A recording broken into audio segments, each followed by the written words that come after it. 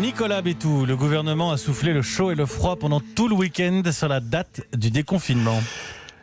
Ouais, déconfinera pas. Plus on va s'approcher de jeudi prochain, date à laquelle le gouvernement dira si la libération aura bien lieu le 11 mai et dans quelles conditions, plus cette espèce de balancement va devenir éprouvant. Alors, c'est vrai que lorsque Emmanuel Macron s'était adressé aux Français en donnant la date du 11 mai, il avait bien précisé qu'il s'agissait d'un objectif. Mais ses plus proches collaborateurs m'avaient indiqué, juste après le discours, que fixer ainsi une date était psychologiquement important pour les Français, que ça pouvait les aider à tenir le confinement.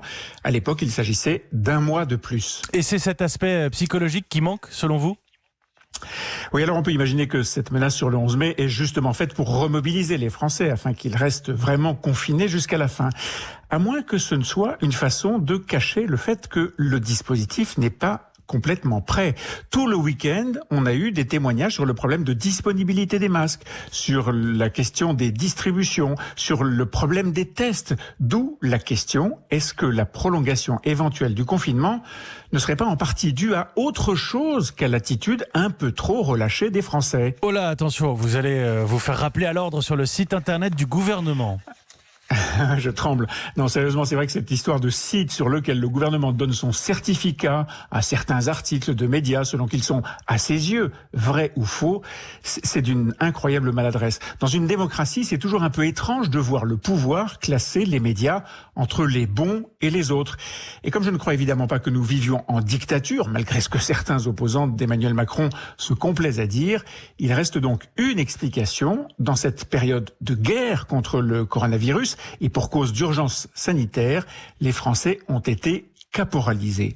Au lieu de faire appel à leur responsabilité individuelle et collective, on préfère jouer sur la peur du gendarme. Mais c'est vrai qu'à l'approche du 11 mai, il y a plus de monde dans les rues. Oui, bien sûr, mais est-ce que c'est en se délectant du nombre de contrôles de police et de gendarmerie, en brandissant le million de contraventions dressées contre des promeneurs, qu'on sortira plus facilement de cette période d'enfermement ? Autour de nous, plusieurs pays ont déjà commencé leur déconfinement progressif, avec les mêmes contraintes que nous, les mêmes problèmes insolubles de transport en commun, de reprise du travail, de réouverture des classes aussi. On le sait tous, cette période sera difficile et dangereuse. L'épidémie risque de repartir, mais est-ce qu'il faudra à nouveau morigéner les Français, les enfermer et planter une deuxième fois toute l'économie ?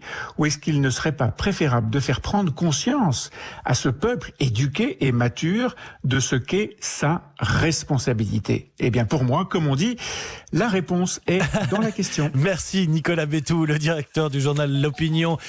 La responsabilité individuelle, responsabilisons-nous, nous dit Nicolas, et puis au gouvernement, arrêtez de nous infantiliser s'il vous plaît. Merci Nicolas Bétou, votre édito tous les matins avant 8h, 7h55.